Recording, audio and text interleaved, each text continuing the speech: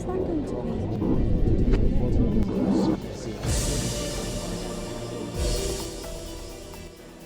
He's governed the small African nation of Malawi since 2014. Peter Mutharika is a lawyer and professor who ran for a second 5-year term in elections earlier this year. But opposition parties said there were irregularities in the vote, and the High Court temporarily prevented the results from being released. The Election Commission has since declared the 79-year-old Mutharika the winner of that vote, leading to thousands of Malawians protesting against the decision. Police fired tear gas at protesters as the government accused the opposition of attempting to overthrow the president by force. Now, as he begins his new term, Mutharika faces several issues, including corruption, poverty and healthcare. We'll ask him what he intends to do to tackle these challenges. Malawi's President Peter Mutharika talks to Al Jazeera.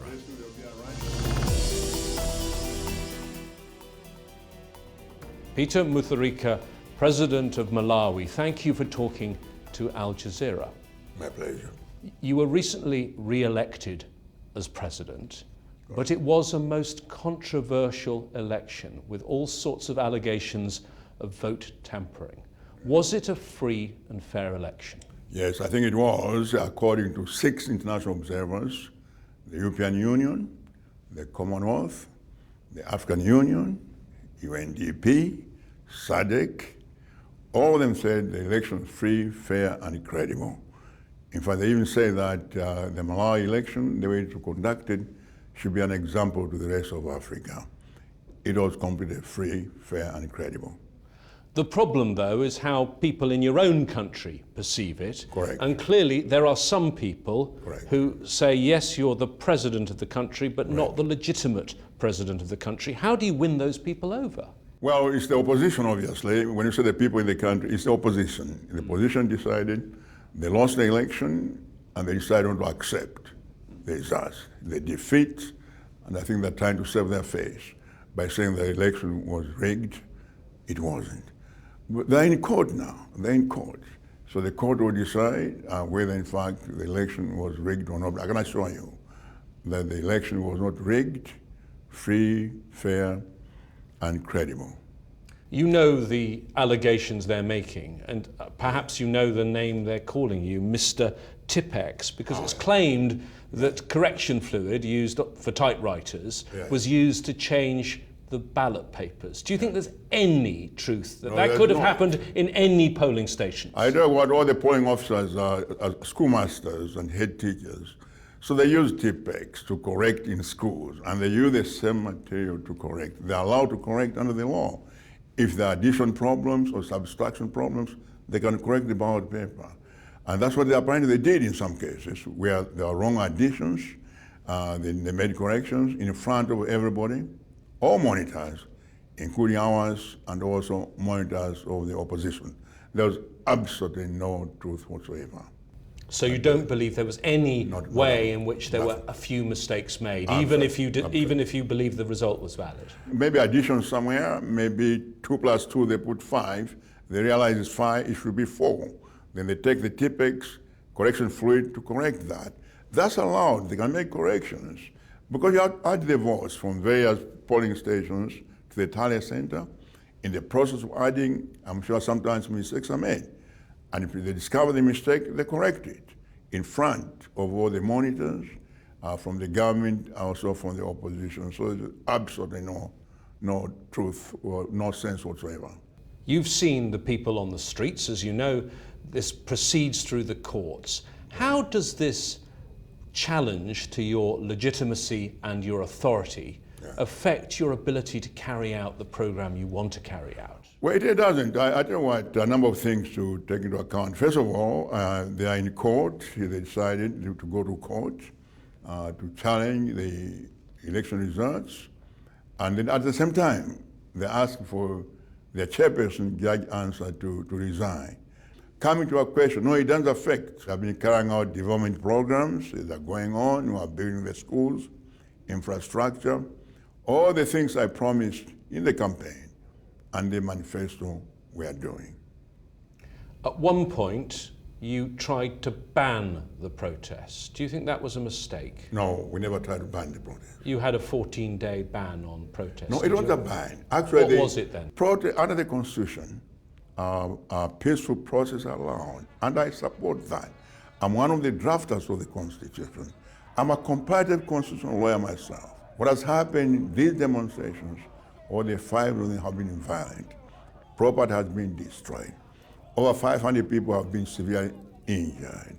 A lot of buildings destroyed, schools burned, and so forth. Now, what that Attorney General did was to go to court and get an injunction to say that we want to stop violent demonstrations until the organizers of the demonstrations, which are really the opposition parties, through the so-called Human Rights Defenders Coalition, until they can prove to the court that in fact they'll be able to conduct peaceful demonstrations.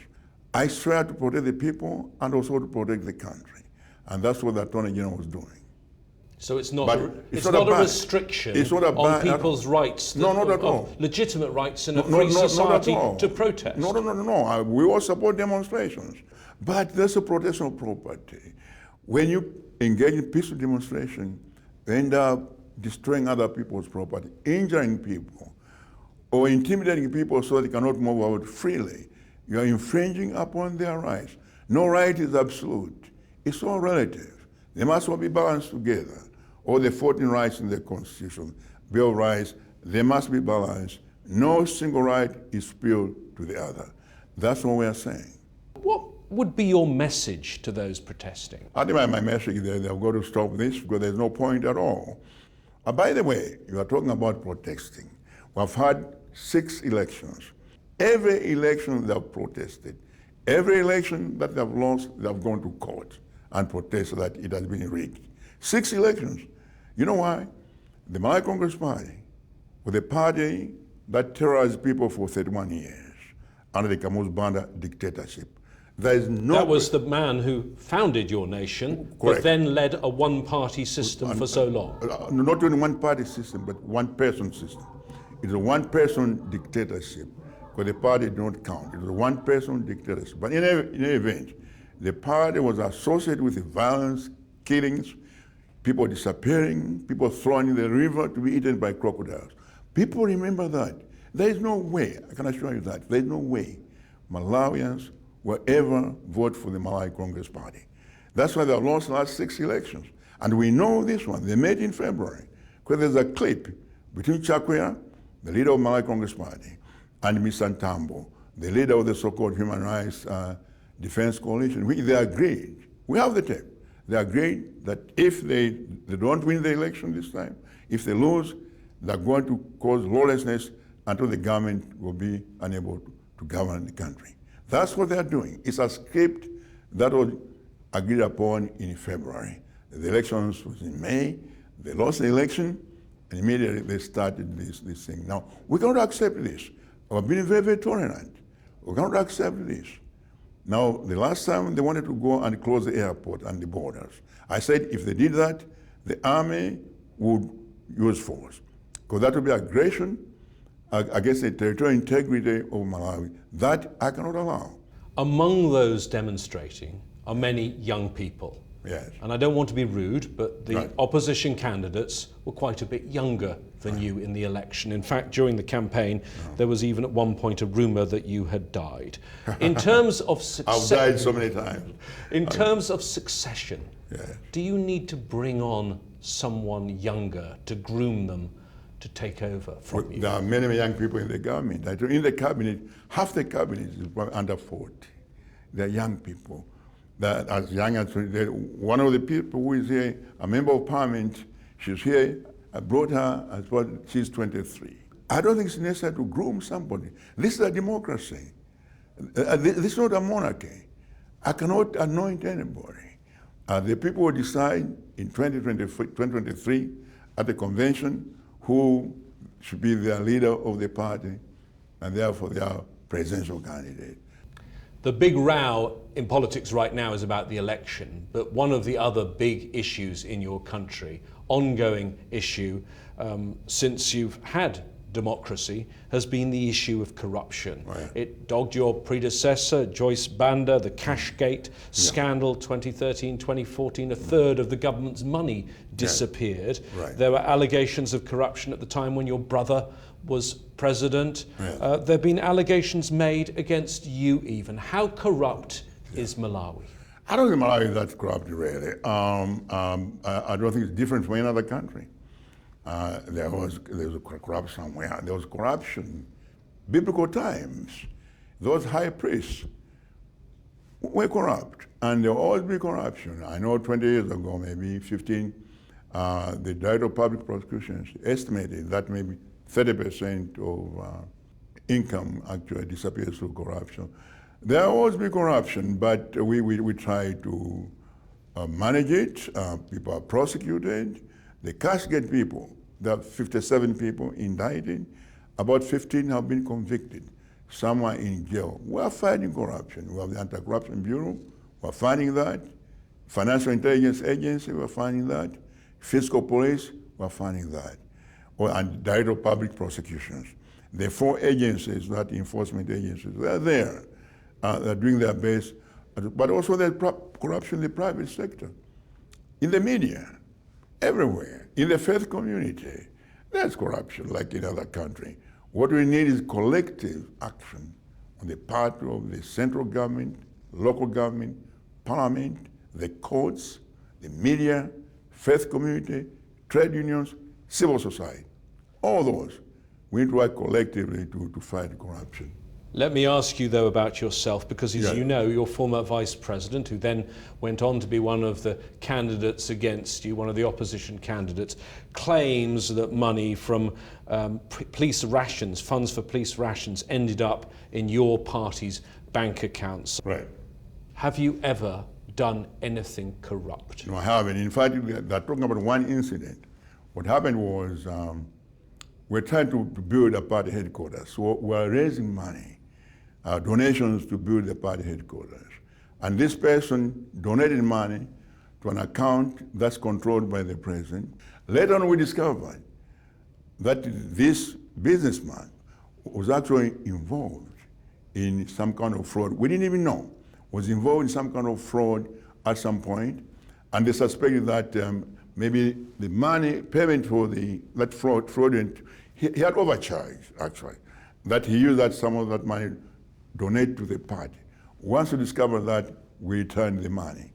The Director of Anti-Corruption Bureau has checked and found that the money was used to pay for the party headquarters. The rest of the money is untouched. It's in the account, and the account has been frozen now. I never benefited one kwacha, one penny. You know, it's politics. Everything is politicized, and people to get an advantage. So, this person is corrupt. This person is that. It's politics. Corruption is obviously just one of the economic challenges you face. Right. You have a country that's one of the least developed countries in the world. You have a lot of poverty in your country. How are you transforming or trying to transform the economy of Malawi, which mainly relies on exports of agricultural products, I think I might say? We're trying to, in fact, you're right, because you see, we need to turn ourselves from an importing, consuming country to a producing and exporting country. And agriculture is the key. Because we have the common market, East Africa, SADC, African common market, but also we have access to the European market through what they call EBA, everything but arms in Egypt, I'm sure you know about. But to take advantage of those markets, you're going to produce something to sell. You have to have something to sell, manufacture something to sell. So we're going to manufacturing, value addition, mostly in agriculture, and we're working on that. Now, you talked about how to improve the economy. We're engaged in a very extensive skills development program, training people, young people in various skills, whether it's carpenter, ICT, welding, building, whatever. We're doing that. So far, we've created 14 community technical colleges. By the end of the year, there will be 28, one in each district. And we hope through skills training and the infrastructure, building the roads and so forth, transport, making it easy for people from rural areas take their products to the urban areas to market. And 85% of our people live in rural areas. So they need to be able to sell their products. So we're investing in education, skills training, infrastructure, growth areas like agriculture, value addition, rural industrialization. If we can do that properly, I think Malawi can begin to grow. However, because of the riots have destroyed so much of the economy, I think we may have to revise the estimates, may go down a little bit because they have destroyed the infrastructure, industry has slowed down, some people are afraid to open their stores for fear of looters and so forth. Brought us back, but I'm hoping that this is temporary. There is a trend in Africa of many African countries looking for economic transformation, Right. turning to China.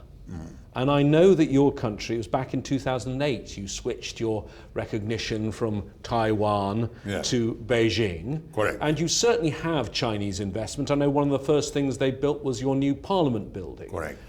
Do you, though, think there are dangers of getting too close to China and the Belt and Road Initiative, because you're perhaps not as close to China as some of your neighbours? Why do you think that's a danger? I'll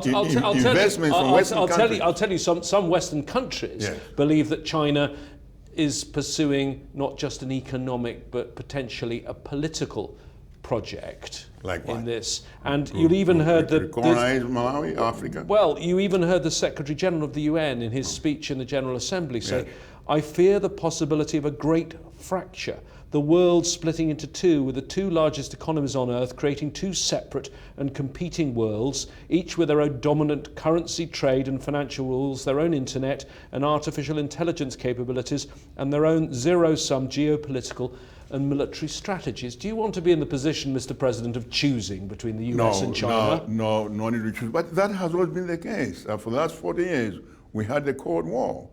The Soviet Union on one side, United States, NATO on the other side. And countries had to choose. Countries in Africa had to choose that. Well, to some extent we had to choose. We had no choice because we were weak and we had to choose in the sense of depending on some. But I don't think Africa has to choose now. You see, we have reached a point where we are growing, and therefore we must take our friends from the West, of course, the traditional friends, they'll always be there, but the new friends, China, Japan, India, coming up also, Brazil, playing, and very soon there'll be a Russian African summit, as you probably know, next month. For the first time, then there'll be a Saudi Arabia African summit in November. So all these people, and there was a Turkish African summit a few years ago. So these are various groups, countries that are trying to engage Africa, to bring Africa into the global economy. I don't think it's a question of choosing, really. It's a question of engaging in economic relations with whoever we think is going to benefit us. When you say we're making a choice, it implies somehow, that we owe allegiance to somebody, that we are dominated by somebody that we must please. I don't think that that's the way now to look at the geopolitical situation. I think more a question of engagement, diversifying our friends, and they're not mutually exclusive. They're all, obviously, they have their own interests, obviously. Every country has its own interests, obviously. There's no free lunch, we know that. But we also have our own interests, and we try to manage them in a manner that's beneficial to our countries in Africa.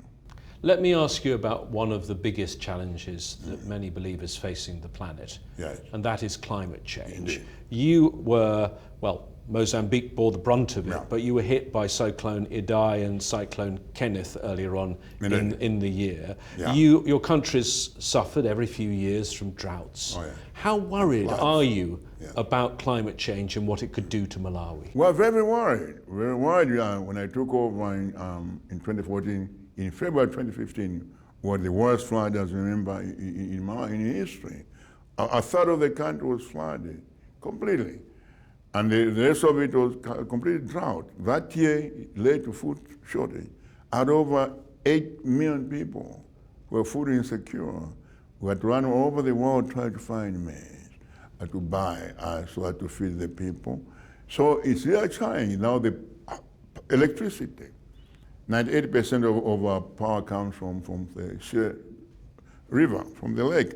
The lakes never have gone down. So what We do we can do only about pump this? half of that. Because the scientists say Yes, that the world leaders Yeah. are not keeping up with the problem, and potentially this They're could not. become That's right. irreversible. What do you say to world leaders who are ignoring this? I think of countries like, for example, Brazil, Yes. Australia, and the most powerful country on earth. Donald Trump isn't interested in climate Mm-hmm. change. What do you say to those leaders? No, I think we will ask them to listen more to the scientists. Global warming is real. I don't know if you've been to Malawi, but if you go there and you drive from Lyon to Blantyre, there are probably 30 or 40 bridges. Half of those, there's no water under them. It's sad. The water is gone. They've dried up. I think we need to, when the AIDS thing started, people dismissed it. And as also- 10% of your population are HIV positive, yes? Then, Yeah. but it's now much more down. I just had a meeting with chaired by George Bush, just came from there. Earlier on, it's gone down. Malawi has really improved our AIDS situation. It's getting better and better, but what I'm saying is when AIDS started, most people dismissed it. We didn't realize the dimension of it. Now we do. I think it's collective responsibility. Look at the Amazons. What happens there? Those forests destroyed, the lung of the earth, whatever it is. I mean, the rest of the world suffer. It'll be worse, fewer rains than we have now. So it's a collective thing, and you see what happens in Malawi affects people in Wimbledon or whatever place people are, because it's not global. And I think it's very important that the leaders get together, as we did here, and they seriously look at this problem as a global problem. No country is going to live in isolation. It affects everybody, just like migration and employment in the world. That affects everybody. I was talking to the European Union last year. That my unemployment in Malawi, lots of jobs, that's why immigrant program. So we work together to help me to solve unemployment in Malawi. We can do that. Those boys who want to leave Malawi, cross the Mediterranean to come to Europe. They'll go there because there are jobs there. So help us make sure that the jobs in Malawi, Kenya stay there, so that our youth will not leave to go to Europe. So it's a collective issue. It's not for one country alone. Mr. President, finally, what is your vision for Malawi? What do you want to be your legacy? Well, I would like Malawi to be self-sustaining, first of all. Self-sustaining, certainly. I would like Malawi to grow, empower the youth, women, people in rural areas. That's why I introduced a skills training program to get our youth and women out of poverty. I would like to do that, and infrastructure to connect people in rural areas, connect them to the city. And I hope we can do that. We're engaged in a program of subsidizing housing. So people in rural areas, the poor people, families headed by other children, elderly people, people with albinism, all these people, we'll bring them free houses. And there's a subsidized housing. So they are permanent houses. And I'm hoping 10 or 15 years, there will be no mud, grass-thatched houses in Malawi. And I would like my legacy to be that I try to improve the lives of the people, ordinary people, rural areas, women, and the youth. I did my best. I tried to make their life better, to make life happier. Pursuit of happiness, and they say, American Declaration of Independence, life, liberty, and pursuit of happiness. We need to pursue that. A happier people, and not a miserable people. I hope at the end of my 10 years, Malawians will be happier than they were in 2014 when I took over. And I think we're getting there. We're doing our best, and I very much appreciate your interest in Malawi. Peter Mutharika, President of Malawi, thank you very much for talking to Al Jazeera. It was a pleasure. I enjoyed it. Thank you, and God bless. Thank you, sir. Thank you.